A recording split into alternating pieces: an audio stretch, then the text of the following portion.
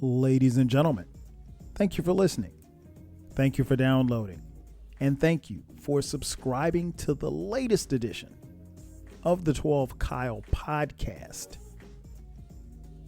I'm 12 Kyle. Check this out. On this podcast, what we're going to do is go back. We're going back to November 5th, 1996. On that day, Tupac Shakur would release the last album that he recorded before he was tragically murdered. He released it under the name Machiavelli, and the album is called The Don Killuminati, The 7-Day Theory. This album is actually turning 25 years old. And we're going to break it down. We're going to break down the tracks, the production. We'll talk about the controversy surrounding the album, talk about the album cover, and unfortunately, we'll talk about Tupac's death. And of course, I will not be doing this podcast alone. I've got my homie, Q, the sixth man, is in the building. So you don't want to miss it. So sit tight. After the break, what you will hear, the Don Killuminati, the 7-Day Theory, 25 years later from Machiavelli, aka Tupac, right here on the 12 Kyle podcast. Let's get it. And just like that, we are back. Ladies and gentlemen, thanks again for checking out this edition of the 12 Kyle podcast. I'm your boy 12 Kyle. And as you can see, we are taking it back. We are going back to 1996, October, to be exact. We're going back to 1996 to celebrate, and we're going to reevaluate and break down. Not October. I don't know why I said October. I meant to say November 5th of 1996. On that day, Tupac Shakur, aka Machiavelli, released his album, The Don Killuminati Theory, The 7-Day Theory. This album is turning 25, and we're here to celebrate it. A lot of things around this album. We're going to get into the tracks and talk about everything. And I got a special co-host, man. Let me tell y'all a little bit about this guy right here. He and I actually discussed doing this podcast. Jesus. I think before I actually had this podcast. I think it was when I had the radio show. We talked about doing this one. And you know what's weird was that I keep a file, right? I keep a file of podcasts or shows that I want to talk about. And in this particular file, it had Tupac podcast with Q. And I had the list of the tracks and everything that I wanted to play in the background, the format and everything. And for whatever reason, we didn't do it on the 12 radio show. And then at the beginning of this year, I started looking at the albums that I wanted to review. And then when I saw it in November that this album would be turning 25, I was like, bet. I said, I got to get Q for this one. So I'm going to bring on my boy Q, the sixth man. Me and this guy, we go back 5 or 6 years. Very, very smart brother. I mean, if you've seen him on social media, you know he's deep. You know he knows what he's talking about. Q, man, welcome to the 12 Kyle podcast, man. Very appreciative to be here. You know what I'm saying? Always love. You know what I mean? Oh, no doubt. It's damn near like 8 years almost, bro. It's crazy. 2014, really, bro. Like it's probably been before then, actually, because I remember we were doing podcasts about Donald Sterling. Right. And that had to be like 2013 or something, man. Like that's been near 9 years. So it's like we're almost a decade deep, for real. Wow, that's crazy. And you know what's funny, man? I'll let you guys in on a little secret. Before I actually got a chance to see Q, I wasn't sure if Q was a real person, because this man, and it's funny, Q, because me and Ken had the same conversation. We were hosting Dead End Sports, and Q would come on and he would talk, and I think we were having call-ins, and you would call in, and he was so much younger than us. Like Q's 25 years old, right? And so I'm like, I was telling Ken, I was like, are you sure this is a real person? It might be somebody, it might be spam or something, man. I was like, because he's way too deep to be 25. I was like, I need to know more about this dude. And it wasn't until we did something live or something where we could actually see you. And we was like, oh shit, he's real. Yeah, man, the internet be playing games sometimes. People be like, "Oh, I'm 30," and people be 60 and shit. You know what I Right. mean? That's how it be. But I was like, man, this dude is he's way too deep to be that young. I was like, if I was that deep when I was that young, I'd have a whole lot more money. But man, welcome, man. Again, glad to have you here. This guy's really like a little brother to me, man. I, I always start by when we're talking about albums, I always go back to, the background as far as like what people were doing when the album came out. And like I said, you're 25, so mm-hmm, you were in diapers literally when this mm-hmm, album came out. mm-hmm, So how did you get to this album, and how did you get to Tupac? Because I know that there had to be a father figure, a big brother, or somebody to introduce mm-hmm, you, because this album came out. I was in college mm-hmm, and you were literally in diapers. mm-hmm. And Pampers. So it's like I'm as old as this album is. Right, So right, right. I feel very connected to it for that reason. I feel as though how I get into it is Mhm. because my mother is very much so a music head. Like Okay. everything, you know what I mean? Stylistics, Delphonics, you feel me? Like Earth, Wind, and Fire, right? So we start there. But over time, with the influence of my father, cousins, and whatnot, bumping EPMD, Jizza, Liquid Swords, all that stuff, right? You know what I'm saying? Like that's Mhm. the foundations of my hip hop stuff. Um, so people would think that it's like more like Soldier Boy and Right, Kanye, right, but right. it's like no, I got into them like later. You know what I mean? So that's how I get into Pac is I just go to the pillars of every genre. Like my mom would tell me, if you're gonna know about genres, if you're gonna know about music, you got to go to like not to use the word like the goats and whatnot. I feel like that stuff Mhm. is so played out now, but you got to Right. go to like the pillars of the genre, and you can't talk about hip hop without talking about Tupac, Biggie, Jay Z. So I Right. start with just the regulars, starting with Tupacalypse now, and I was like, okay, this dude is saying something. Going from that, and this is around the time when I was probably about like 12, Okay. 10, 10, 11, 12, right? Ooh. And this has to be like I'm 25 now, so that's probably like 2004, Mhm. 2005.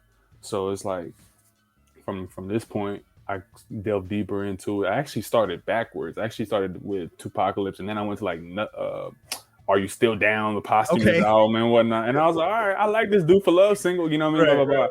blah. But then I started to like go in order. I was like, okay, by 13, I had to go in order. I'm like, all right, Tupacalypse. Then I got to go Strictly 4, and I go to Me Mhm. Against the World. You know what I'm saying? So then I arrive and All Eyes on Me, and I'm like, bro, this dude Yeah. is incredible, right? And I'm like, yo, this dude, like, not only like the politics of what he was saying, because I had seen so many interviews and I had friends in middle school who were like, you got to know about Pac. Mama was a Black Panther, all that stuff, right? So Yeah. I looked into his history. I'm like, okay, he's saying something for real. Yes. And then, All Eyes on Me, and then obviously the Machiavelli album.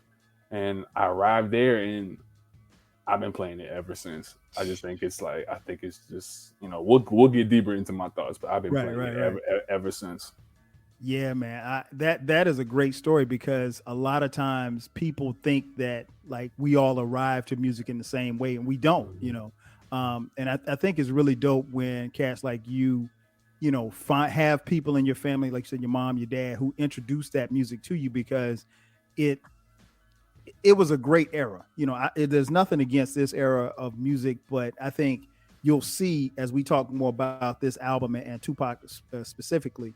They don't make them like this. You know, when he said he was cut from a different cloth, he really was. I would be remiss if I did not, before I Mm-hmm. even go any further, shout out my boy Chris Harley. Chris Harley and I went to South Carolina State University together, and I saw Chris a couple of weeks ago at our college homecoming. And Chris, as soon as he saw me, he gave me dab, gave me a hug. He told me he loved me. He gave me a bottle of Ciroc. And after that, he proceeded to tell me how much better Tupac was than Biggie. And so, like, this is the thing that Chris and we, for the last 10, 15 years, every time we see each other, it's Pac and Big, Pac and Big. And it's all in good fun. Mm-hmm. But I had to shout him out on this podcast. Um, how I came to this album, man, obviously, for those of you know, this album came out just a couple of weeks after Tupac was murdered. Um, I'll be honest, man. This album found me and a lot of people in a really weird space. And the reason why I say that is because like we didn't expect Tupac to die. Like nobody expected him to die. And I talked about it in another podcast, and it's worth mentioning again here. Pac got shot on September 7th, right? Mm-hmm. I think, and he passed away on September 13th. And I think on September 11th or 12th, somewhere around there, the news that we got, because keep in mind, there was no internet. The news that we got was he was doing better. Mm-hmm. The only thing we had was that Tupac got shot. It was, in Vegas after the Tyson fight, so forth and so on. There was, speculation as to who did it or whatever like that. But beyond that, it was very little news that we had. It's so foreign from how it is today, where you would have had TMZ on the scene, we would have had Twitter, we would have had everything, we would have known his blood pressure. You know what I'm saying? Oh, mm-hmm. And so, like, I remember getting the news on September 11th that he was doing fine, and it was like, yeah, they expect him to recover, and we was like, oh snap, So Pac got shot. We were, a little disappointed and sad that he got shot. But you thought in the back of your mind, okay, well, he's going to be fine. He'll make a record about it, Because Quad Studio. Yeah, exactly. And so we thought that was going to be what it was. And then, like, I just remember when I got the news that he died, I was like, I couldn't believe it. I was like, no. So I went to the radio because, again, there was no internet. I went to the radio, and as soon as I went to the radio, I went to 3 different stations, and all of them were playing Tupac songs. I was like, oh my gosh. And then the guy came on and said that, Pac was dead. And so, like I said, this album found us in a really weird space because, we had just lost him. And so it gave us a little bit of life and good feeling of hearing it. But it was also sad because we were like, damn, we're not going to get this anymore. And we lost a really good dude. And I mean, like, at that particular time, by the time the album comes out a couple of weeks later, there's all kind of speculation. We, of course, heard that, the FBI was following Tupac the night that he was murdered, both he and Biggie, and that has been confirmed. But I mean, say what you want about the FBI. We already know how that goes. Mm-hmm. But it was just crazy, man. So this album found me in a really, really tough space. And even going back and listening to it, because I'll be honest, I had not listened to this album in its entirety probably in the last 3 or 4 years. But as I was listening, leading up to this podcast, Q, man, I just remember it reminded me how much I love this album. Certain songs took me back to certain memories of being certain places. Yep. It made me feel good about how I felt about Tupac at the time, because, at the time that he left us, Pac was, you couldn't be on the fence about it. You either hated him or you loved him. Like, it really wasn't no in between. Mm-hmm. I've talked about, about the East Coast, West Coast beef, if you will, and I use quotation marks in that. And I think, he and Biggie never got a chance to, square everything up. And, he obviously goes at Nas and Jay-Z on this album. And he and Nas, we found out later, got a chance to squash it before, and he actually told Eric B that, hey, remind me when we get back to LA to take this off that track, take this off there about Nas. And it obviously he never made it back to LA because they left New York at the MTV Music Awards, and then they stopped in Vegas, and that was his last stop. But, at Bryant Park. Yep. They had a talk at Bryant Park.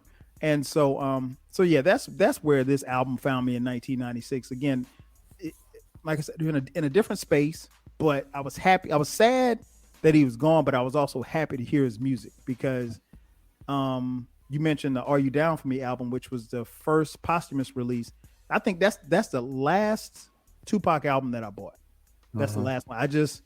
I didn't really want to go into, and I mean, there was a run of Tupac albums after that. I didn't want to buy those albums because I didn't know if those were songs that he would have put out if he were still around, I guess. But as we get into this album, obviously it's called the 7-Day Theory. And now it's been widely rumored and stated that this is called that because this album was completed in 7 days. Do you think that this album was done in 7 days? I think it was Daryl Harper did an interview with one of the producers. It was the 3 main producers on this album, Hurt 'Em Bad, QD3, Quincy Jones' son, and then you have Daryl Harper. And I think Daryl Harper said that he recorded this album in 3 days. He recorded it in 3 days. Like, first of all, just the work ethic and the mastery of knowing what your pen needs to do and just the essence of him, I feel like it's all over this album. So I think Mhm. that I believe it if they say 7 days, because Pac was the type of guy where they would tell him, put it on like a break beat, and he would just rhyme over a break beat. It would be a simple beat, and he would just write it something down. 20 minutes, like I think he did Against All Odds in like 15 minutes. He wrote this, like it's just like it's ridiculous. Like, you know what I mean? It's just he's touched by something, some higher, some entity.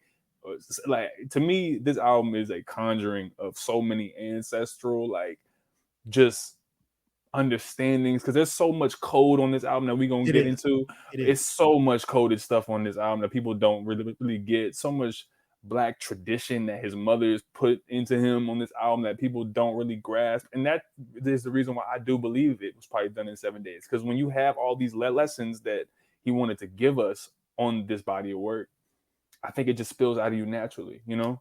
Right. Yeah, I agree, man. I think I wasn't surprised when they said it was done in 7 days. I actually believe that, and I'll tell you why. Because Pac was really on some hustle.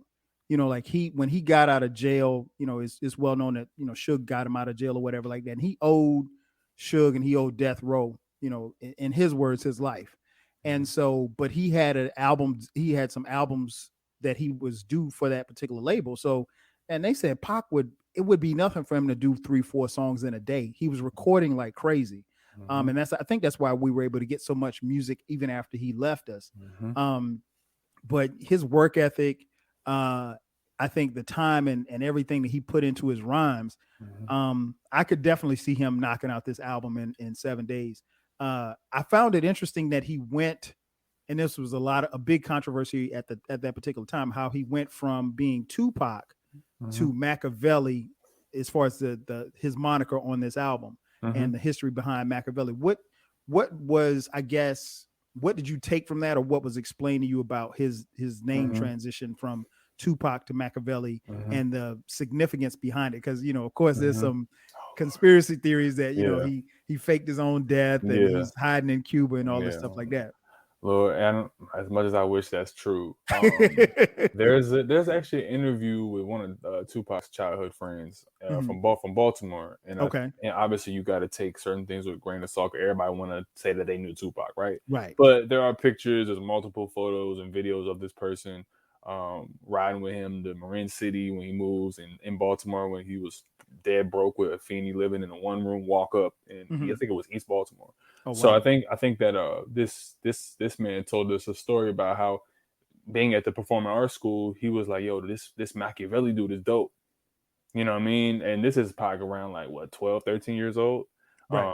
Going back and forth from New York. And he was on top of that, I think he always had an affinity for the Machiavelli story in the book, and like the whole narrative behind that, and just the tactics of, how to fake your own death or whatever. But it was also, from what I also understand, the research I've done, it was also kind of a play with him and Suge, because Suge would call himself Simon and Pac would call himself Machiavelli.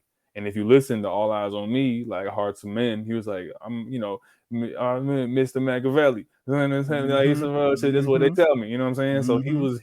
he had been saying this on Right. records. So I think that people kind of not took it out of context, but people took it to the umpteenth degree of Right. like literally, you know what I mean? Where it's like, yo, this is not necessarily a declaration that he faked his own death. It's just more so like, I'm like almost like a moniker. It's an alias, you know? Yeah, I think you make a great point in that, because again, you look at the time. Mm-hmm. I remember people, diehard Tupac fans who did not want to believe that he was gone. And I mean, we understand it, because again, at that particular time in the 90s, yeah, you heard about people getting shot, but like nobody, I don't remember like celebrities, dying at an early age over something like that, so, and it was just so senseless. And it was just like, okay, the how and the why. And I wish, even looking back on it now, I wish that we did have the internet, because I think we would have gotten more answers. Like, it's funny, Q, because my our middle son Cameron, he's 19 at the time of this recording. Mm-hmm. Cameron is a huge Tupac fan, right? And Cameron he'll ask me the most randomest question. He's like, Dad, well, if Pac got shot, how do they know that such and such didn't do it? And I'm like, well, Cameron, I don't know. I was like, he was on a Vegas Strip. I was like, the word that I got, he was on a Vegas Strip.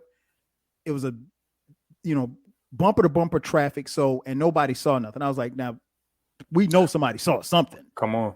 I was like, so I said, but and I'm always intrigued by the questions he asks because like he's thoroughly interested and he's watched these series and movies on, Pac's killing and stuff like that. And I'm like, yeah, he's I was like, I can't bring myself to watch that because as a fan, it just hurts. Like, Yeah. and you kind of relive it all over again, and the disbelief of him and Big for that matter being gone. But yeah, I thought that you definitely make a great point. Like you get so much from this album. We can actually start with the album cover when you talk about Machiavelli. Q, we didn't know what the album was going to look like. Yeah. I didn't know until I went to the store that day that it came out to buy it. What did you take on the album cover? This image is not to disrespect any Christian, right? Anyone's religion, right? Right. There's a story. I think obviously we got to take with grains of salt, but the story from Suge is that one night Pac called him up at like 3-4 in the morning, and he's like, "Yo, what's good, Simon?" And he's like, "What's up, Machiavelli? What's up?" And he's just like, "Yo, I want to do this album." And also at the time, I believe that Pac wanted this to be a mixtape, which is amazing to me. That's like the foresight of like, years before No Limit, years before Wayne, years before Dipset 50, this was going to be sold out the trunk of people's car. That's insane to me. Right. So, he calls him up and he's like, "Yo, I want to do this joint, this Machiavelli joint. And I got this idea for the art. I feel like I'm being crucified. You know what I mean? I feel like I'm just the one who got to take this, you know what I mean?" And it's Simon at the time, you know what I mean? It's just like, all right, well, I'm going to get it done for you. So he goes to the art department at Can-Am, at Death Row. And he's just like, "Yo, Pac want to do this." But this was like, I think it was 3 weeks before he died that they were putting this press together.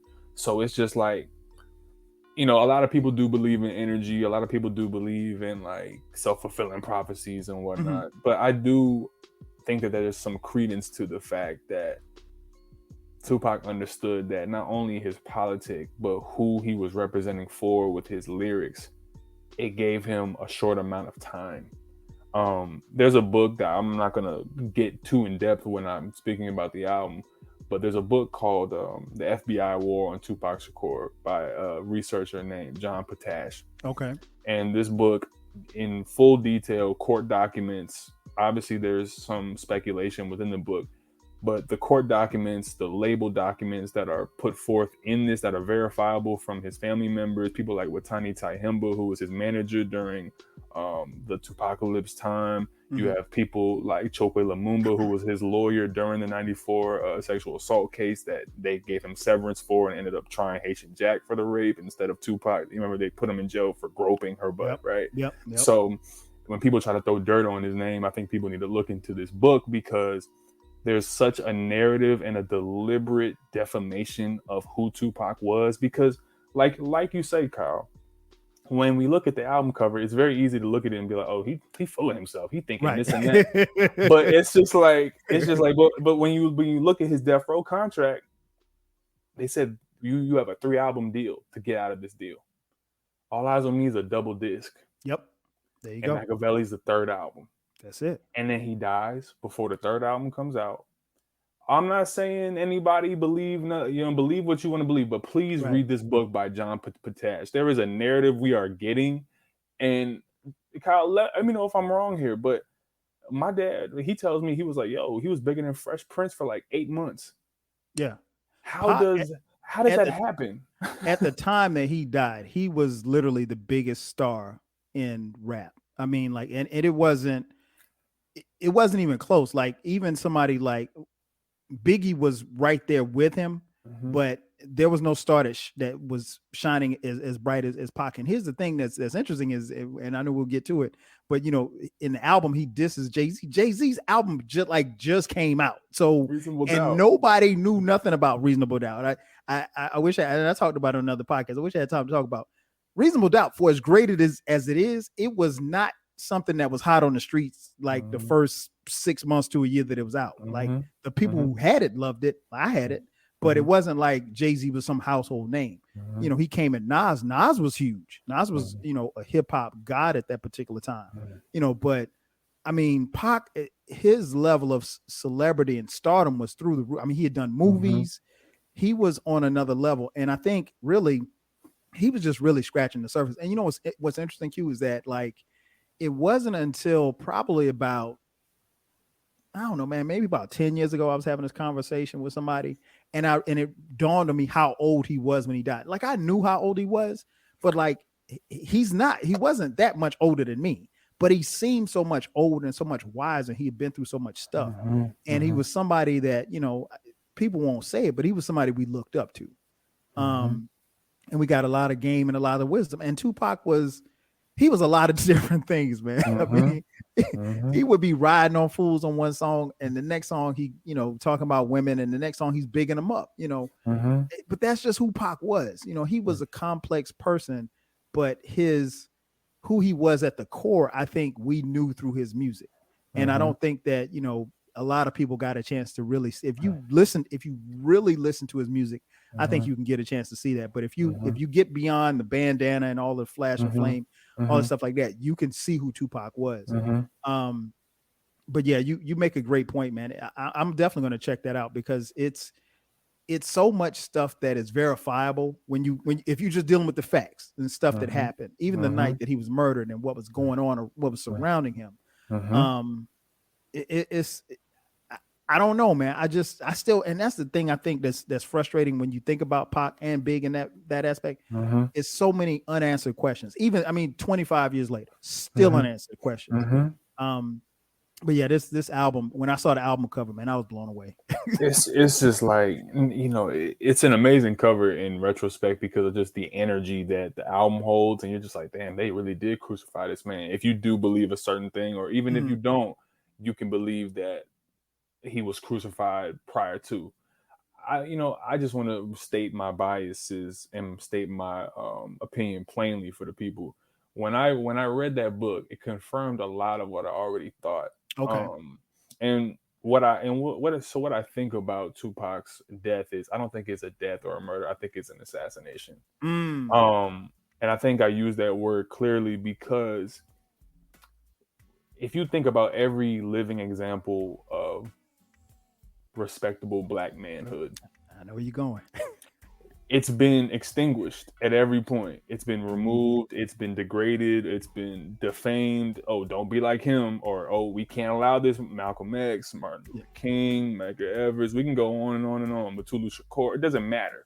You know what I mean? Even Jesse Jackson, they put, you know, the photos out, you know what I mean? All that stuff. Right. You know, with the even like the mayor in DC, he's on crack. You can't have him doing that. You know what I mean? So it's like every time that there is an example of Black manhood that is slightly respectable, they throw something on it or they have to defame it. And this book clarifies so much for me because the stories of what everyone has said around him, from my father to my uncle, is like, yo, this dude's bigger than Fresh Prince. How does the biggest rapper in the world get killed on one of the busiest strips in America? And no one has photos, no one has a camera, Nothing. no one has nothing. You know, and in this book, they revealed that 20 minutes before he got killed, they got pulled over by the police. Yeah. People don't even know this. There's a photo of that. The photo when you see of in the BMW, Pac's on the passenger side, Sugar's on is in the driver's seat. There's a photo. That's the famous. That was the last photo, and it's ironic. And Q, we never put kind of two and two together back then. Before that, like, wow, how would that photo be there? I mean, it's a lot of stuff that is that makes you question it. And I mean, like, I know, you know, or it was said that Suge told, you know, the death row camp not to say nothing, not to talk to the police. And I get that part of it, but you know, it also got into some street shit, and I never get in street shit because I ain't no street dude. But I'll be very interested to check that out because I still got questions. I still have a lot of questions, and as time goes on, the questions become even more and more. So we saw the album cover, and that bugged us out. Yes. And so then we get, before I even get into the tracks, what did you think about the production? This production, you mentioned, you know, the people that produced this album. It doesn't sound like All Eyes on Me. This album doesn't sound like All Eyes on Me. It doesn't sound like Me Against the World sonically. but I think it really fits where he was going. Like he didn't have to have, how can I put it, over the top production. Mm-hmm. This production, I think, fit the pocket that he was in. What did you think about the production on this album? I always say it like this: if All Eyes on Me was the party that lasts all day and all night, Mm-hmm. this album is like the cinematic, dirty, hairy western that ends with the shootout. You feel me? And everybody goes out in a blaze of glory. You know what I Right. mean? But the production on this album is incredible to me because I think it gets back in that Me Against the World pocket a little bit. And obviously that was way more New York, East Coast based. Mm-hmm. But this, I really do believe that this was going to be the sound of the later 90s, 2000s had he been able to live, because I think Pac was saying in a couple of interviews I was watching with guys like Daryl Harper, Hurt 'Em Bad, and QD3, they were like, yo, fuck what they doing in, the other thing. This Whack Room, what they had in Can-Am, they had a studio room called the Whack Room, where they brought in guys who they thought didn't really have what it took to really make it on bigger albums for Snoop, Right. Michel'le, and whatnot. But Pac was like, yo, this dude, Daryl Harper, he making beats every 20 minutes. Yo, this dude Hurt 'Em Bad. Like, yo, he's giving me some of the most fire I've ever heard. And the pocket I'm in and what I want to do, and, just the conversations that they were having when recording, apparently Pac was saying, yo, I want to get back more to the teachings of what, my people's taught me and what I was able to put on, like Me Against the World and Tupacalypse. And I think that the production on this album is just so stellar because you have strings, you have these great guitar riffs, Yes. and it's just like you have, there's even a Prince sample on To Live and Die in LA. Yep. You know what I Yep. mean? So it's like the haunting bells and synths that you get on this album, even a joint like even my least favorite song, I've come to love it, like even Just Like Daddy, I love the Yeah. synth on I love the synth on that on that song, man. Yeah. Yeah. I'm with you on that. That one is funny because like the first time I heard it, I was like, I don't remember that, because like I always what I try to do, Q, is when I'm reviewing these albums, I try not to look at the track listing when I listen the first couple of times I listen to just to go through memory, see if I can kind of guess what the next song is, particularly if I haven't heard the album in a while. And that came on, I was like, yeah. It's okay. I was like, come with me in a time. I'm like, yeah, they could have used Jewels or somebody for the hook or something, but this album was absent of, the Death Row camp. I mean, obviously, he and Dre have fallen out or whatever the case may be, but there's no Snoop on this album. There's no Dog Pound. There's nobody. It's just, him and the Outlaws. And yeah, I really, really enjoyed, all of the aspects of this album sonically. It like you said, it took me back to, the Me Against the World. It took me back to Apocalypse Now, Strictly for My Niggas. It did all of that. I think, and it's, like I said, it's not over the top production, but I think it what it does is it brings out the best of Tupac. So we get into the tracks. Track one, Bomb First, My Second Reply, featuring Outlaws. What'd you think about that one, man? First of all, I have two versions of the Machiavelli album, and I listen to both of them. Actually, I'll have the OG version where it's just Pac in the studio, you can hear his outtakes, and then I have the original, and it's also on YouTube. Y'all type in on YouTube if you want to hear the original version of Machiavelli without like the skits and without like the dude coming in. Pac on the original version, he's like, "Yo, motherfucker, still breathing? You niggas still breathing?" Yeah. And you know what I mean? And it's just like, but on the original versus the retail comes in with this dope. It's so haunting to me, where it's like you have these funeral bells. It sounds like they're outside of Pac's funeral or something, and it's just like the whole shook shot me stuff. We've come to figure out that was just a reel that they used from a movie of Sidewalk Talk and whatnot. Right. But just that whole mystery that lasted and still lasts for a lot of people. They still don't know this information. People talk about that all the time. Yo, he said shook shot him. Did you hear that? Like, dude, people want Pac to be like, Jacques Cousteau or something, man. But the whole like MTV reporter, the Tupac has just released an album under the name Machiavelli and all these other corny sounding motherfuckers. I love that. You know what I mean? All right, come in with that. And then you just hear him just start riding on these folks. You know what I mean? Like just the energy and just the adrenaline. I think what makes Machiavelli album so special is the intro and the ending of Against All Odds. Mm-hmm. To me, it's like a roller coaster that stays up the entire time. Yes. Yes. It's just this adrenaline shot that to me has all of the best qualities of his last three albums prior. It has the Mm-hmm. Strictly For You, has to Keep Your Head Up because listen to White Yep. Man's World, and Yep. we'll White get Man's there. World. But you know what I mean. But it's like Bomb first comes in. And I've even grown to like the Outlaws. That's how much of a Tupac fan I am. You know what I mean? No The disrespect to Outlaws Edie. they weren't that bad. They weren't. Yeah. They were decent. They were decent. You know what I mean? Like Edie had a good verse on Yeah. Yeah. Outlaws when the land unloaded when nobody hold like, all right, cool. Like, all right, he was coming in kind of rhyming a little bit. You know what I mean? Right. Yeah. I mean, this is a perfect lead off to an album. I think I just remember hearing it for the first couple of times. I was like, yo, like that. I was like, that's the Tupac that I remember. Like, I think, and I was gonna talk about this a little later, but I can admit it now.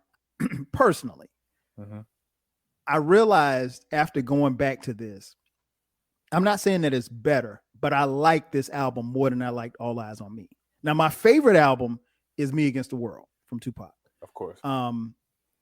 Maybe it was where he was and where I was. I was in college, what I was going through at the time. That album was dope for me playing football. It was something I listened to in the dorm or before I went to practice, before I played in the games. So many tears, man. Yeah, man. I mean, like it was something that I still even bump to this day. But I like this album. This listening to it reminded me how much I liked it more than like All Eyes on Me. I was like, it felt like that was a Death Row album, but this felt like a Tupac album.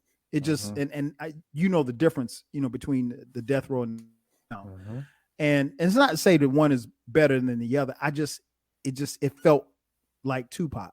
Bomb first was crazy. It was crazy. When I heard it, I was just like, yo, this is the Pac that I remember.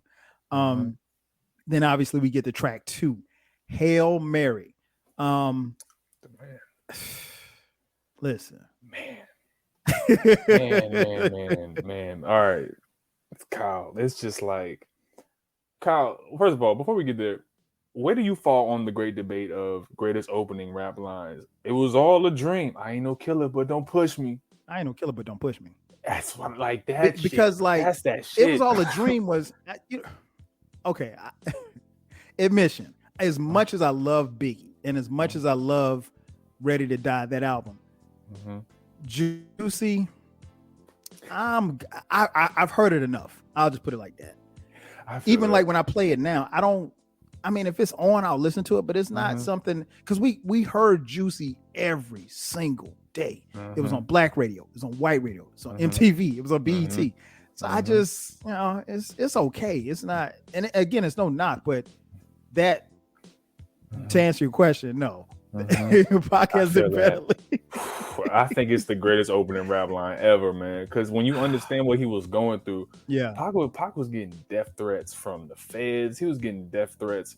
I mean, his own city from LA. You know what I mean? He was a city he adopted. The coast really adopted him in a lot of ways, but there was still turmoil because at this time, Pac was actually. People don't know, but Pac was actually orchestrating gang truces in Compton. And also why I think it's an assassination, because the two people who were also around Death Row were two heads of the Compton gang unit. And if you know anything about, dirty cops and how money is laundered through the hood and whatnot, you know what I mean? Do your own math. Read the book, John Patash. So when I hear Hail Marys, I ain't no killer, but don't push me. Seeing what he was doing with Puff and who Puff was hiring to retaliate against him in the city and whatnot, you feel the essence right from jump. And just like the way that those bells come in, like boom, Machiavelli, it's just like, it's to this day, there's still not a better song to me. If you're trying to get in the gym, if you're trying to hoop, you put that on and people just know it. And I think it's the greatest rap chorus ever. I think it's the greatest hook we've ever heard. It's just like, the essence of who he is in those two verses, and you just hear him spitting like penitentiary breezes packed with promise makers, never realize the precious time. Like, come on, bro. Like, it's just incredible. Yes.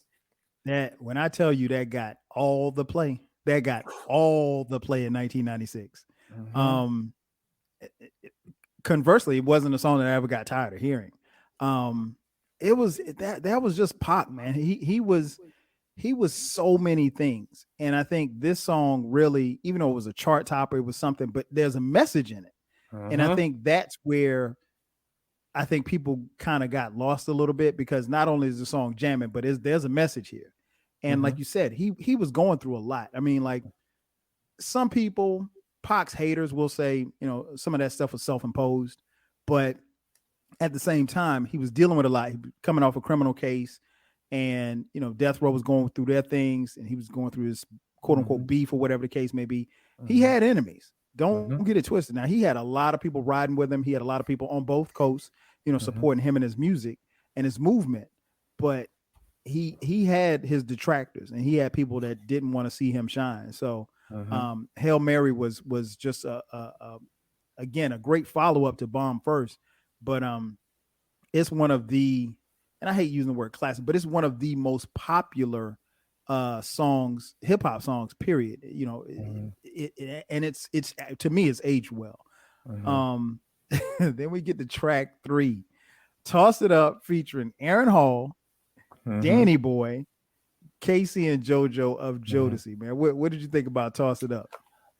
I can only well, first of all, I play this album through every time. I don't Okay, skip yeah, a track, yeah, same here. but the reason why I don't skip Toss It Up is because I look at it as like almost like a parody song. You Hmm. know what I mean? Where it's like it's such a taunting, track, because I think that they took No Diggity, and Pac was supposed to actually use that beat, and then they got a cease and desist, like, yo, you can't use this at all. Hmm. And I think it was just such a genius like taunt at Puffy, where like we got all your singers, Yeah, your homies on this joint singing with us on Death Row.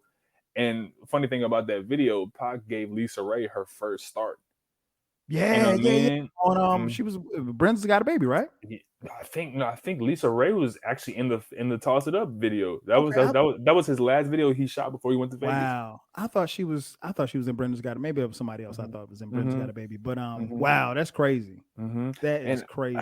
I just think Toss It Up is it's definitely one of the more all eyes on me type tracks, Mm-hmm. where it's just like it's party music. And that's where I couch Tupac as an artist. Is he made human music. You know what I mean? He made human music. It was from his gut. It was from one minute, you know what I mean? For the people who are like, oh, he a hypocrite. What person isn't a hypocrite in some form or fashion of their life? Right. I don't understand that. To me, that just seems like more people trying to detract from the impact that he had, because he was truthful in the fact that he said, yo, I'm not, I'm not innocent in all this. I didn't call black women the B word, and I didn't did this and Mm-hmm. that, but that was my influence of being on, on alcohol. But at the same time, dude was 23, 24. Yeah. Like he's Still figuring it out. my Yep. age, Yep. having this much not only knowledge, but it's the duality in Pac to go from a Hail Mary to then like the skit that bridges it, like we on this Right. conglomerate called Death Row. You know what I mean? Right. I love that skit actually, like the outro to Hail Mary. And then you get, Toss It Up, which is more so a bombastic track. And I like that he's only Tupac would on a song talk about a girl that he want to, get it in the parking lot, and then Mm-hmm. diss 2 other dudes on the last verse. It's just insane. Like, I love it, man. Hey man, that speaks to who he was, man. He was a Uh-huh. complex person. Uh-huh. And I think most of his fans, I think we understood that. I don't think, we knew that, yeah, it just kind of depends sometimes which way the wind was blowing, what Tupac you were going to get. Uh-huh. But, you know, you could be critical and say, yeah, he's a hypocrite. But I mean, at that point, he was, again, not making excuses for him, but he was trying to find himself. I think the interesting thing about Toss It Up is that there was talk during the beef, if you will, that, Uh-huh. oh yeah, Pac, he ain't got no radio songs like Bad Boy. And this was a radio song. Like, so Uh-huh. this was his response to the haters. It never came out from Bad Boy, but it was just, again, we didn't have Twitter. So, it was just rumors and innuendo that Uh-huh. Pac couldn't do a radio joint. And this was a radio joint with, some bad singers. I mean, Uh-huh. Danny Boy, Aaron Hall Uh-huh. and KC and JoJo, all these on these, Whew. you got 4 singers on one track. Like, Uh-huh. he just really needed Aaron Hall. That's it. he didn't For have real. to have these other dudes. Uh-huh. But that's how I look at Toss It Up. I look at it as his response to, because at that particular time, Big and Puff and Bad Boy, they had the charts. Don't get it twisted. They had charts. They had Mhm. hit records that got radio play. Mhm. And Pac was showing that he could do the same thing. Mhm. Um, then we moved to another radio track, but really wasn't too. I can't really say it was a radio, but it was radio friendly. To Mhm. Live and Die in L.A. One of my favorites on this I album, love man. it. Love What do it. you think about this one? To Live and Die in LA, to me, the Machiavelli album, I keep trying to do overview and then go into the song. But when you get to this joint, if Pac understood that he was on borrowed time Mm-hmm. because of not only his politic but his strategy with the All Eyes on Me album, QD3 has an interview where he says, Pac was, on the All Eyes on Me album, he was trying to show that he was relatable to basically black youth and black Mm-hmm. men, black women, in the community that was more in the urban center, and had like not little respect for the old 60s, 70s old heads who were still preaching, black power and whatnot, right? But QD3 talks about how when they were having conversations on this album, he was like, yo, I want to be able to teach the youth something. I want to be able to use my voice on this album to actually bring together some type of political consciousness in the Right. people that I garnered on All Eyes on Me, because you already had their attention now. Mm-hmm. Tupac puts out a movie, Gridlock, everybody wants to go see it. He puts out a movie, gang related, everybody wants to go see it. Right. So you already have people's attention on multiple fronts. So when you get to a joint like To Live and Die in LA, if I'm to understand that he knew he had borrowed time, this is like his love letter to how LA took him Mm-hmm. in, and he's just like, yo, if I don't make it, y'all know I love y'all because y'all showed me so much love. Like, and even in the video with him and the orange being like the orange Yes. guy and going down to Crenshaw High and all that stuff, man, it's such a beautiful love letter, and just the strings are so sentimental to me. Where the like the Prince sample and the hook with the live and die, it's still Mm-hmm. classic to this day. Yeah, man. That song is funny because like he died in September of '96. I went to LA right after graduation in December of '96 for Mhm, Christmas. My my mhm, uh, my girl, my girl, or now my wife, she's mhm, from LA. And mhm, man, when I got out there, I turned on the radio. As soon as I landed, we were in the car. Turned the radio on, man. That's all that was playing. And I mean, like, mhm, I just and that song makes you love LA, makes you want to go to LA. LA is a beautiful city. mhm, One of my favorites. And that song just it. And then when the video came out, man, we were just like, we were so happy to see the video, but we were sad because he was gone. You know what I mean? Like it was just mhm, like I don't, and it was something you touched on, Q. I don't necessarily subscribe to the fact that I think, you know, that he was speaking his death into existence. mhm, I don't necessarily, because that's not all what Tupac rapped about. mhm, Yeah, he rapped about hard times, and maybe he did know. I mean, we'll never know. mhm, But I think he also spoke so much about positivity and about life and mhm, about having fun and having a good time that I don't necessarily. It's almost like reading a book. You're reading a 100-page book, and you take out 2 pages and you just focus on those 2 pages, but you mhm. got 98 other pages. So, Yep. I mean, yeah, he did speak about those things, but I think, like you said, this is his love letter to LA, and I think it's a dope song, man. And it still jams, and it Mhm, still gets mad play, no matter mhm, where you go. mhm. Um, Track 5, Blasphemy.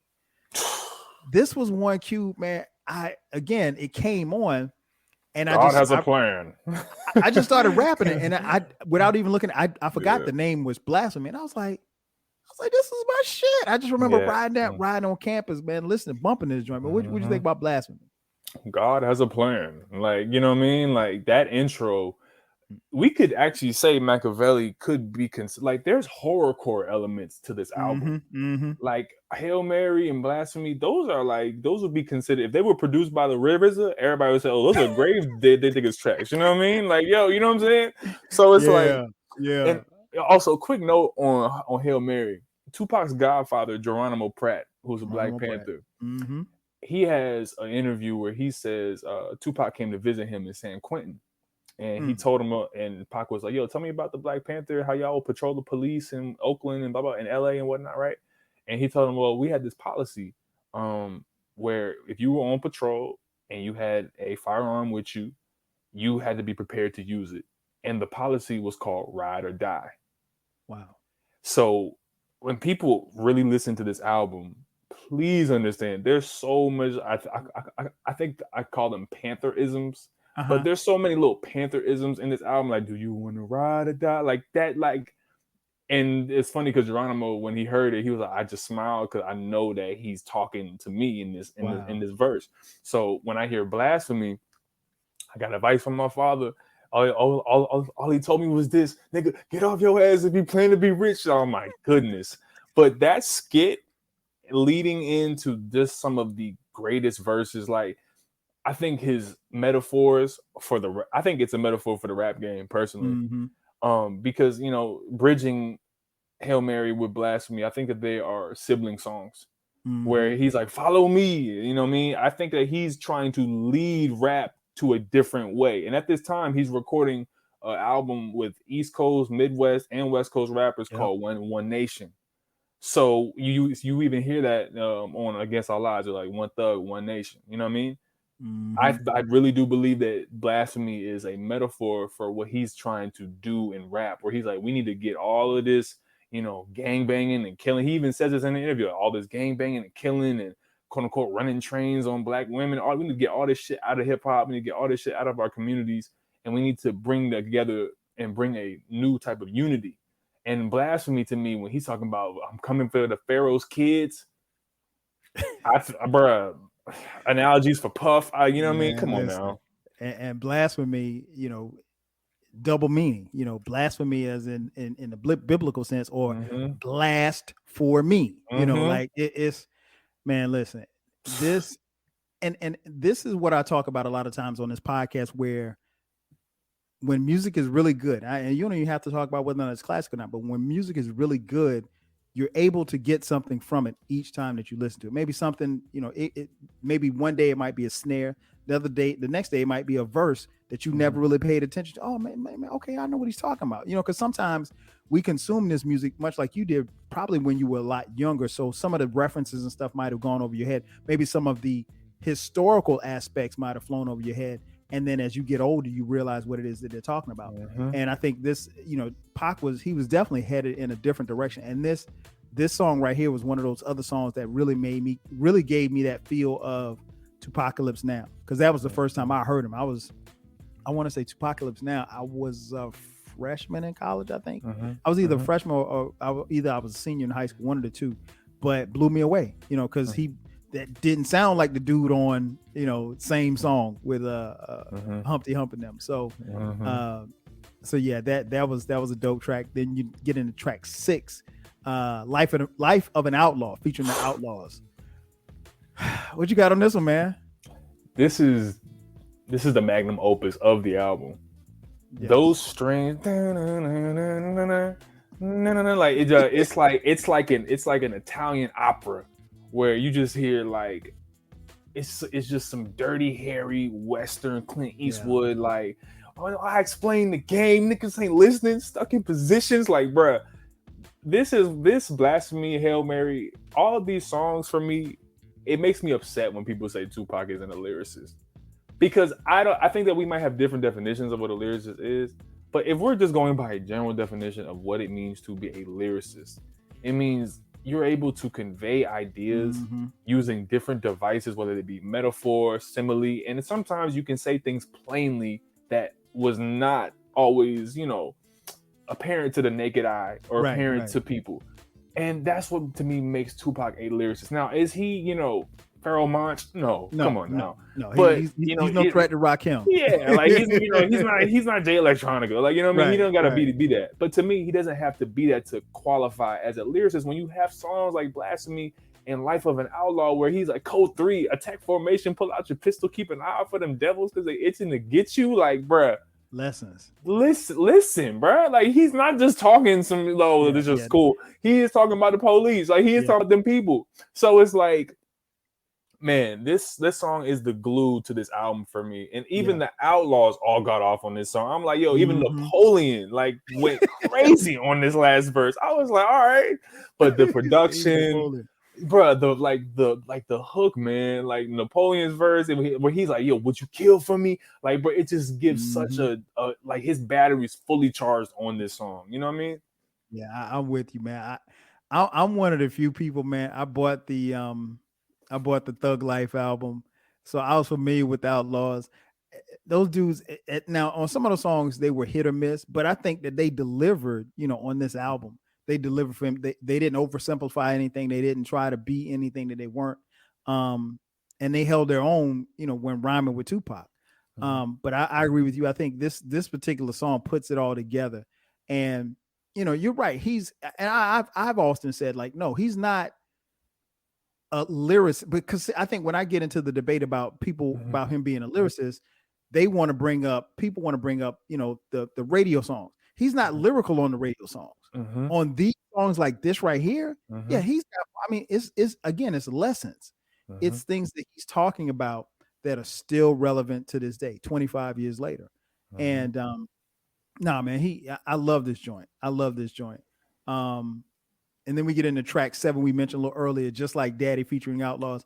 Like I said, this was okay. It's my Mhm. least favorite song. I think if they had used the hook, I think really kind of what took me out. I was like, Mhm. the Mhm. hook's okay, but it's Mhm. not like you. It's not really. It's not something I'll skip. Mhm. It's just not my. It's my least favorite song, but it's not a Mhm. song that I skip. Absolutely. I think it's people who were teenagers or 20 in the 90s, they have a lot of sentimental value for this song for some reason. Whenever I ask, and I don't like to call people old heads because I'm getting old now, We but we it's like, old we you old know we what I'm old saying? heads. So it's like, you know what I mean? I ask the OGs and old heads, like, yo, like, how you feel about this album, or more so this song? And they'll be like, man, I had my first time to this joint. You know what I mean? I love that song. My mama was away on vacation. My girl came over. You know what I mean? We got it popping. I'm like, all right, word. Other dudes, high school dance, man. This came on and blah blah blah. My prom song. I'm like, Right. word. So it's like, for reasons like that, I like to put myself in in those shoes where it's like, if I was that young cat, like Hmm. 18, 17, and I heard just, I'm like, yeah, I'm trying to be daddy, you know what I mean? Right. Like, on Right. somewhere, you know what I Right. mean? So Right. it's like, I like it. It's a good song. Yeah, and then we get the track 8, Crazy, featuring Whew. Badass. Q, I'm gonna let you in a little secret. As I mentioned earlier, I was listening without looking at the track listing.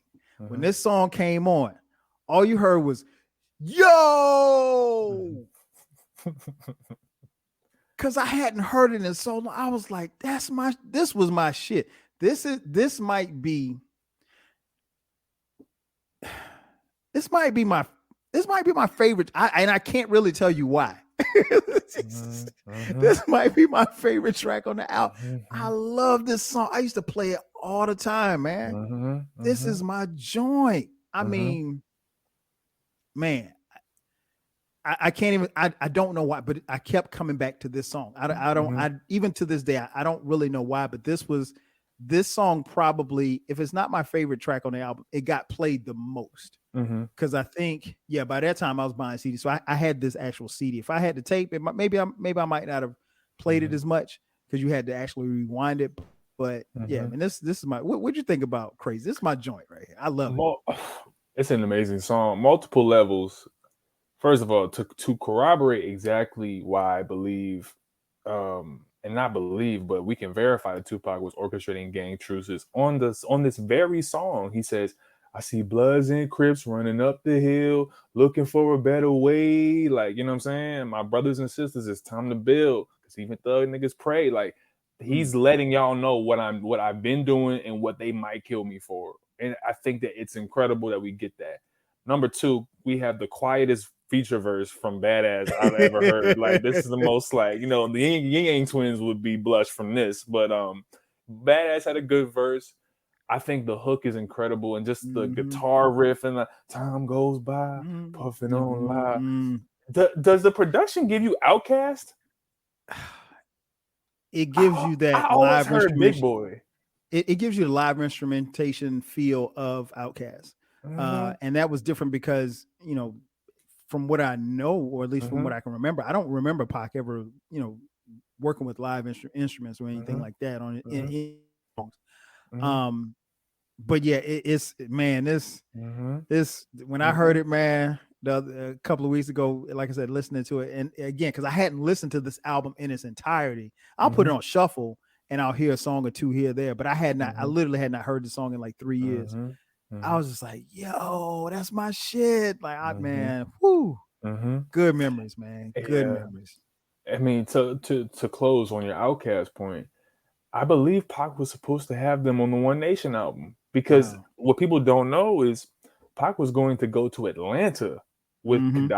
Kadada Jones before Vegas. But I believe that in the book and multiple interviews with his family that corroborated this information, he was court ordered to do a club appearance at 66 Deuce, which Mm. was the club that Death Row owned in Right. Vegas In and Vegas. whatnot. Right. So it just adds a lot of just credence to people who are like, man, Vegas could have been some type of whatever operation set up. He was never supposed to leave. Mm-hmm. But the fact that Outkast would have been on it, just imagine those voices, Andre and like, bro, we couldn't handle that. Like, bro, Nah, what? that would have Incredible been song. crazy. That would have been crazy. And he would come here from time to time too. Mm-hmm. Um, then we get into track 9, White Man's World. Whew. So many Listen. lessons on this one, man. Listen, it's incredible. Who knows what tomorrow brings? Like, man, it's so sentimental. This is that keep your head up, Pac. Mm-hmm. This is that, Mm-hmm. you know what I mean? And this is why I think this album is such a amalgamation of all of his best qualities. Right. Because when you get a joint like White Man's World, he's like, you come in, I think it's either a Farrakhan speech in the beginning or the end, actually. But who made you ashamed of being black? And he's just like, dear sister, up in prison, I miss you. Like, we're crying, writing messages. So like, come on, man. Like, talking about help me raise my black nation, reparations are due. It's true, caught up in his fame, I took advantage of you. Like, bro, he's letting y'all know, he's Bars. letting us know, man. It's bars, man. And it's like, and that's what makes him so dangerous, is Yeah. because you can't have a guy who sold 6 million records in like 9 months on All Eyes on Me go turn around and not make those type of songs anymore. Now he's talking about reparations. You Mm-hmm. know what I mean? Talking about free Mumia, free, Yep. my, Free oh, come Geronimo on, man. Pratt. Yeah. Come on, man. Like, dude, like, y'all know how I feel. But White Man's World is incredible. Yeah. And a song like this is to me what was missing from All Eyes on Me, if there was anything missing. I mean, like you said, All Eyes on Me was like the nonstop party record. This was a lesson. This was, keep your head up. This was Dear Mama. This was, Tupac being very sentimental, but being very direct as well. Mm-hmm. I mean, incredible track. Incredible track. This is one of the highlights, I think, on the album. Then we get to track 10. Track 10, Me and My Girlfriend. What I will say about this track, Mm-hmm. listening to it, I kind of wish that they didn't let Jay-Z remake this track. Listen. Because it doesn't fit. Mm-hmm. And this track fits perfectly on this album. Mm-hmm. But what Jay-Z did to it, and I kind of understand and get why he did what he did, but they probably shouldn't have let him do it. And I know, he got the blessings from Afeni Shakur, rest in peace. But I don't know. I mean, because this shit is hard. I mean, man. Like, there are people who still think he's talking about a woman. Like, you know what I mean? Like, there are people who still think he's talking about a girl. It's the duel. And it's like, it's just the duality, like you're saying. For Me and My Girlfriend, number one, let me give y'all some other Pantherisms on this. There's a book by Mumia Abu-Jamal with the forward from Afeni Shakur called Lost in the Whirlwind. Okay. And if you listen to Look for Me, Lost in the Whirlwind, 96, Bonnie and Clyde, me and doing 85 when we ride. Like, dude, to juxtapose this in the same year with I Gave You Power is always dope to me, because it's like, you see how Nas and Pac had similar understandings of lyrics and metaphor, and just the Spanish guitar on this, just the 808 that's hidden in the background. Like, dude, like, even who is it, Storm on the beginning when she's like, yeah, die, nigga, die, blah, blah, blah, blah, and then, you know what I mean? Like, I love that. You know what I mean? It's incredible. Solid. Exactly. Yeah, I love this joint, man. Like I said, looking back on it now, I get why they allowed Jay-Z to do it. And, he's got Beyonce. And I think he and Beyonce, I think at the time had just, I don't know if they had just started dating, but they made it public that they were a couple. Mm-hmm. Um, so, that part of it, I understand. But if you listen to this song and then Mm-hmm. you listen to Jay-Z's song, you realize like Jay-Z really shouldn't have done it because like he's not making the song better Mm-hmm. because it's hard to top this. And I really had forgotten how dope this song was. And going back and listening to it again, I was like, I was sitting thinking, and it didn't bother me until, like I said, about a couple of weeks. I was like, you know what? They shouldn't have. I was like, fuck, they give Jay-Z Mm-hmm. this one for. They shouldn't have let Mm-hmm. Jay-Z touch this. It's like, Mm-hmm. it's not, and it's not a bad song. I don't think Jay-Z messed it up, but I don't think he should have touched it. Yeah. But dope song as he's coming to the end of the album. We get to track 11, Hold Your Head. Bruh, what you got on this one, man? Once again, man, it's just those. It's to me the last 5 songs on this album are Yeah. just like it's like the last will and testament of Tupac Shakur is this song Mm-hmm. where he's just like Mumia, Mutulu, Geronimo, Sekou. He's talking about Sekou Odinga, Mutulu Shakur, Mumia Abu Jamal. This is the biggest rapper in the world. Now, juxtapose this to what we have today. Mm-hmm. And what they talk about in their skits or their intros, or people don't do skits anymore, but what they do, everything is, luxury cars, luxury clothes, foreign women, everything is about trying to make you feel bad because you don't have a product that they're selling you right. But when you hear songs like Hold Your Head, it actually has made me cry on multiple occasions. I'm not afraid to say that. I'm not ashamed to say that because as a young black man in America, as a black person in this world, I think sometimes just having an older brother or having a strong figure saying, yo, it's okay, hold your head. I go through the same shit. Like I go through this, but you gotta hold your head. It's gonna be all right. So for us to have a rap star, the biggest one, telling us, yo, there's purpose to this, there's political purpose, there's a personal purpose to this, but there's a sentimental value in this song that is just so deep because you come in with the jail bars closing because Tupac was put in jail. Right. You know what I mean? If you think about this, people, if you go through history, all of the greatest black leaders or black revolutionaries, whatever you want to call them, they've all been put in the carceral system. All of them. Martin Luther King was put in jail. He has a letter from Birmingham jail. Malcolm X was in jail, found Islam, found Elijah Muhammad. All the greatest, who really made almost prophetic impact. They were all put in jail. So for him to start with the bars closing and shouting out his elders and people who gave him his politics, and then just ending the song, one of the most haunting courses. Yes. How do you keep the music? Like, bro, it just seems like his soul is in this song. You know what I mean? Man, this song right here, I distinctly remember listening to it for the first time when I heard it.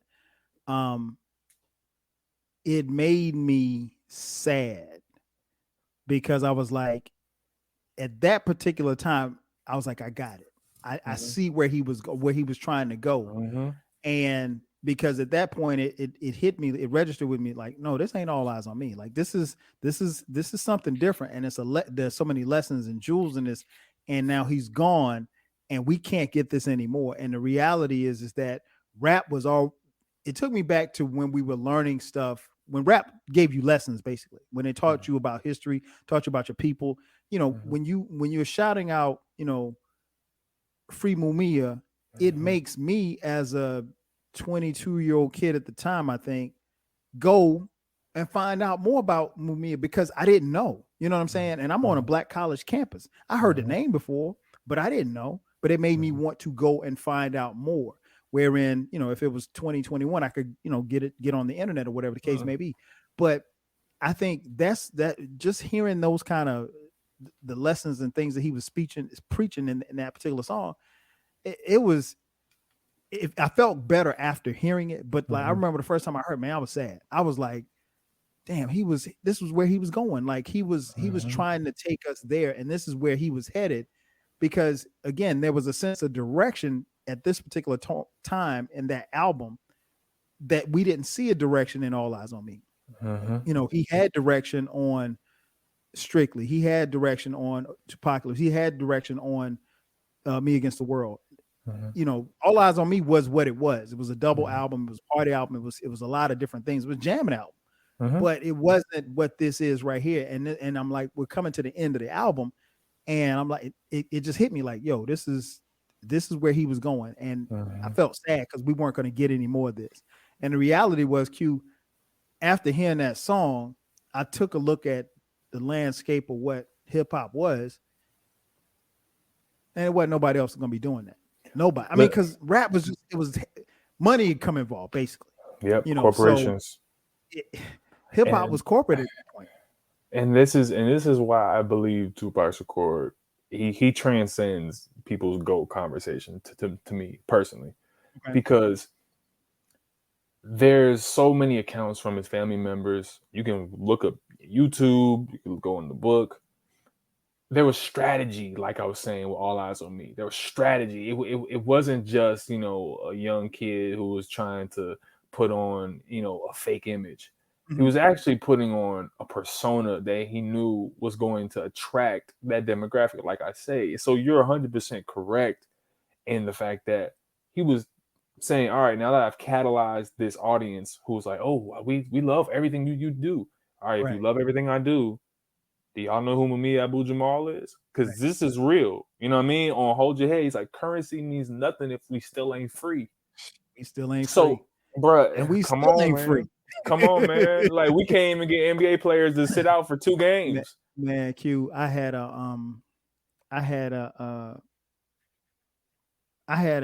discussion. I can't remember if it was on this podcast or someone else's podcast, and I said I would have liked to have seen, the 40-year-old Tupac or the 50-year-old Mm, Tupac. mm, He would be political. He would be, and not necessarily supporting a party or anything, because I mhm, think Pac was more of a kind of cat that was he want to make you think.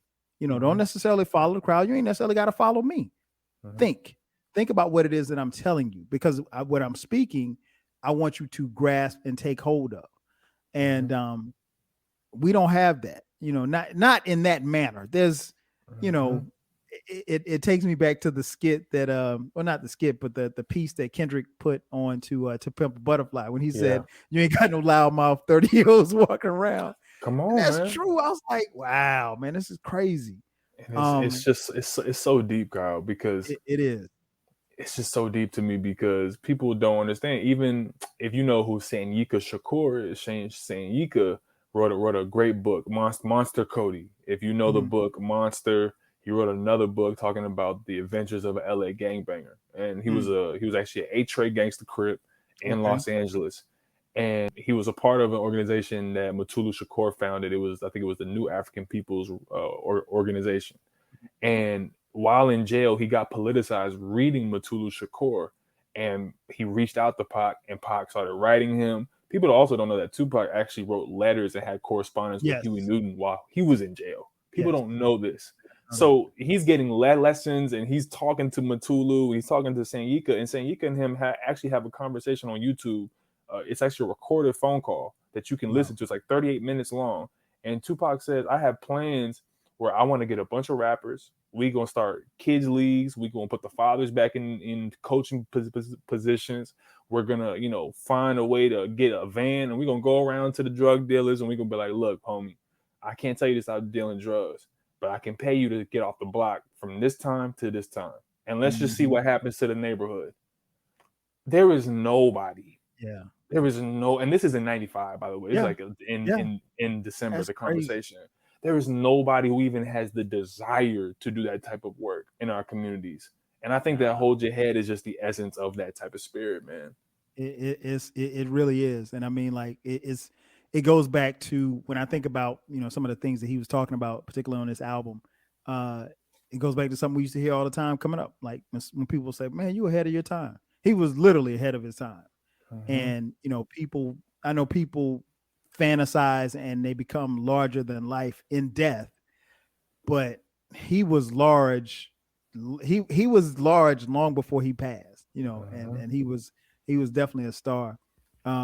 Then we get to the last track, and Ooh. this album flows pretty quickly. It doesn't feel long at all. Mhm. The last track, Against All Odds, this man Whew. said, "It's the realest shit I ever wrote." But you and I know what's going on. Like, what? Who Oh my didn't god. get it on this? Who didn't get it on this song? This little nickname Nas, Sticky Loud. Like, man, listen. I think that this is one of the greatest diss songs ever, personally, just because the desperation you feel. It's like back against the wall. I Yeah, got 2 bullets in the clip. Who wants it? You right. know what I mean? Like, I ain't got no more options. I have no way out, and this is it. And just the wartime skit that comes in.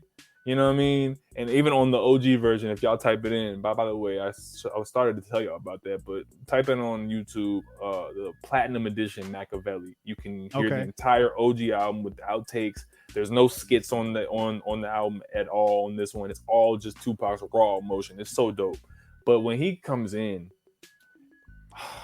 this be the realest shit I ever wrote, and just like the keys in the production. I like the I bass heard, line. That bass line is bro, so cold. doom, doom, doom. Oh my goodness, like, bro. And then he just don't stop. Like, he just don't stop, man. Everyone gets it on this one. As a closer, I think it's the best outro Pac made. Because it's just so memorable, and I think that even Nas has to take it as like almost like a Purple Heart, where it's like, yo, I Oh went yeah. to war with Pac, and I came out of this 90s stuff alive. You know what I mean? Like, I keep saying it's an amazing track, but it's just a devastating song to listen to, because you were like, man, he really was against all odds, and sometimes you crap out. You know what I mean? But it was an incredible song. Man, I didn't know who Haitian Jack was. I didn't No one know. knew. I'd heard stories about Jimmy Henchman. There was rumors that he had something to do with Quad City. There was rumors that Haitian Jack, like we just didn't. Again, 96, we didn't know. We just if somebody said it in the magazine, honestly, we probably believed it. Or if it was word on the street, it just depends on how much you related to whoever told you. But yeah, man, this joint right here, man, just the bass line, his bars. And you make a good point. He really literally felt like he was backed into a corner. Like, I don't even know that he necessarily wanted, because he really could have ended the album on Hold Your Head, if we're being honest. But vintage Tupac, he gotta get one last thing before he's got to get the last word in. And I wasn't mad. And I remember hearing Nas talk about it in an interview. Nas said, when he heard it, he said he was shocked. He said, but he wasn't mad. He was just like, this dude really is passionate about what it is he's talking about. And he went on to explain that, that they had to be, he said at the time, he didn't know how it still got on the album. He's like, but he said, no, we were cool when he passed. He was like, we squashed everything. And then Eric B corroborated the story, because Eric B was with him. Was with Tupac in New York. But yeah, he and that's the thing. Like, it seemed to me like it would be cool that the fact that he dissed Nas, and then they got a chance to squash it, but he dissed Jay-Z and they didn't squash it, and then Jay-Z uses his song. I'm like, Puffy getting man. robbed, like, come on, man, like, dude. Mobb Deep, I mean, Mobb Deep, wonder why nigga blowed him out, like, what? He had already addressed Biggie on Hit 'Em Up. And I mean, bro, again, even let's say Pac doesn't die. We never, there's in no universe you could have told me that he would be killed, then he would die. You might, if you say, well, Kyle, Pac's gonna get shot in 3 months. Okay, I could believe that. Right. But even then, because he never struck me as a troublemaker. He was somebody who could get into trouble. Right. But it wasn't, he didn't seem like, Pac never came off to me like somebody who was looking to go start something. Even if you watch the video of the fight, and I've only seen it a couple of times because I just can't really bring myself to watching it. But if you watch the fight of what happened in Vegas, Pac wasn't the agitator. I mean, like, Come on. he rolled up, but he wasn't like, let's jump on this fool or anything like that. It was just, And how do we have all of this footage on tape, but we only get the 30 seconds that he like? Come on, man! yeah, Like, come on, man! his history is an amazing thing, I man. swear. When you can shape history the way that you want to Mhm. shape it to make it look the way that you want to make it look, if you know what I mean. But yeah, man, that joint, Against All Odds, man, perfect way to close out. Like I said, I looked at it as Pac, having the last word, and that closes out the album.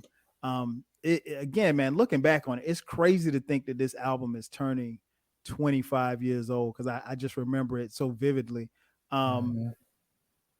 One question I have for you before we get out of here. Mhm. If you were going to rank Mm.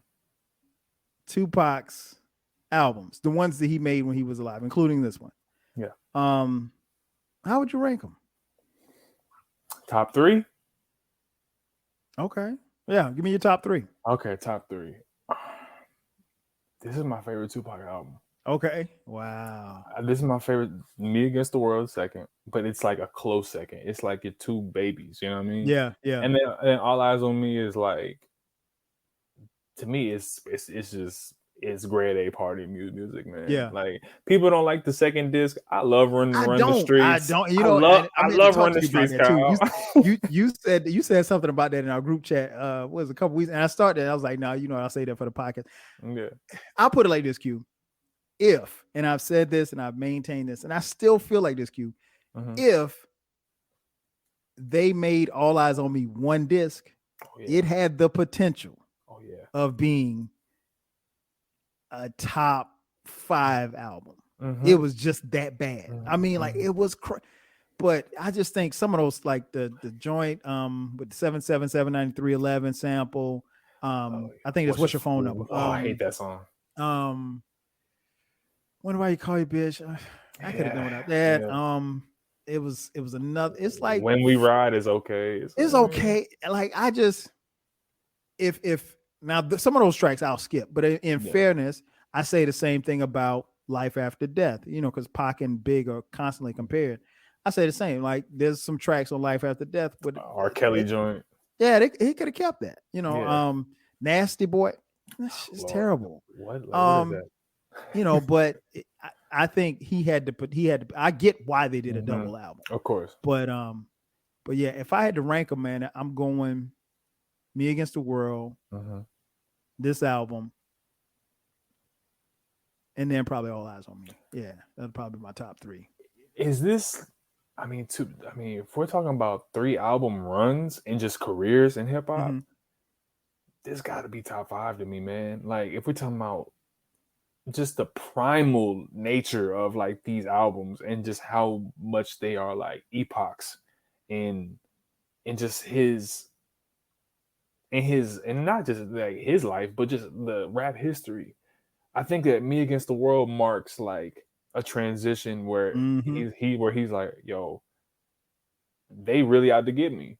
They really don't want me to win here. You know what I mean? Right. They putting me up on cases, blah, blah, blah. So I'm going to give y'all my real. I'm going to give y'all my whole soul, because I don't know if I'm going to get out of jail anytime soon. Right. Then we get All Eyes on Me, where it's like, okay, it's Cristal. You know what I mean? Yo, it's like, we out. I'm out. Thank God I'm out. I done did 2 years. I ain't had no women. I'm about to be showing y'all what it's about. You know what I mean? And then you get just Machiavelli, where it's like, all right, that worked. I got all these people, 6 million records sold. I'm the number 1 rapper in the world. I'm walking on Versace stages. Now let's pivot the people to a political consciousness and still giving y'all some jams too, because I know y'all wanted that. You know what I mean? Right. 3 album runs, man. This got to be at least top 10 for people. Like, this is some of the greatest like run in hip hop. I think the thing that kind of supports what you're saying. I'd have to look and see who, because I've done some podcasts on 3-peats, but when I do the 3-peats, I'm talking strictly about their first 3 albums. And these obviously weren't his first 3 albums, but I think the thing that you can make a case for, and what you're saying, is that who Tupac was and the things that surrounded him around each of those albums. When you factor those things into it, you make a strong case, because who he was for that Me Against the World album and who he was with All Eyes on Me, two different. He's literally two different people.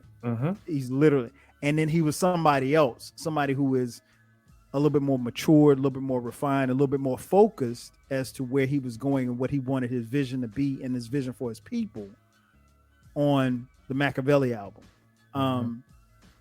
So yeah, I'm not necessarily disagreeing with you. I think if you can factor those things into that equation, what you just mentioned, because he was, I mean, like, even if you listen to Me Against the World, and you, because Me Against the World was done, if I'm not mistaken, right before he went to jail.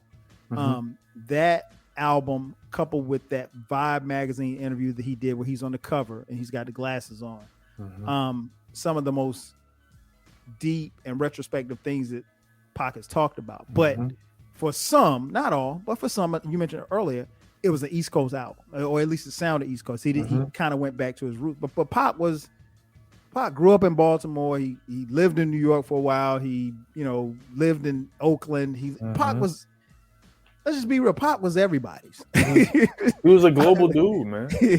He was everybody's, man. So, but yeah, that those three albums are incredible albums, and I think history will show that. And you go back and listen to these albums, and I never get tired of talking about them. But again, I'd be honest, it's still a little sad, man, because I was there for it, and it's like, if I knew then what I know now, maybe I feel a little different. But even in some of the things that we've discussed here, and some of the things that I've researched and stuff on my own, still a little sad because we want him here for selfish reasons, but I mean, I guess it was his time. But this, I always say this: when somebody passes away, particularly an artist like this, you bring them back to life every time you press play. So come on, that's what we're doing. That's what we're doing every time we listen to it.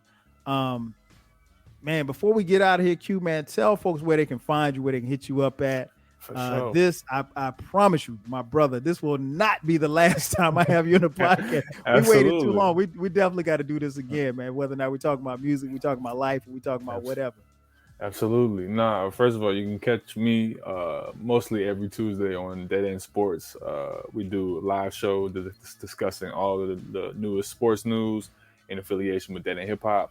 And then, if you also want to learn some history and whatnot, I actually have an Instagram page that actually has some Tupac information on there. It's my page. You can follow it. It's Finite Resource, but it's FINITE period or dot resource, RESOURCE.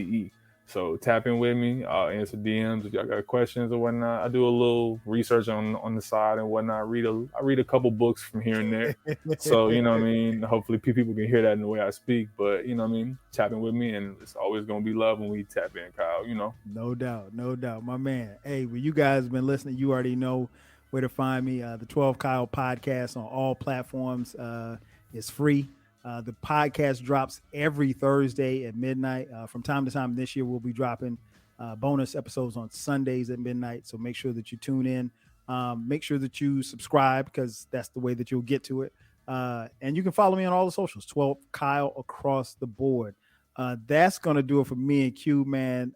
Once again, 25 years later, the Don Killuminati, the 7-day theory with my man Q. So for my boy Q, I'm your boy 12 Kyle. We'll catch you guys next time. 5 Gs. Peace.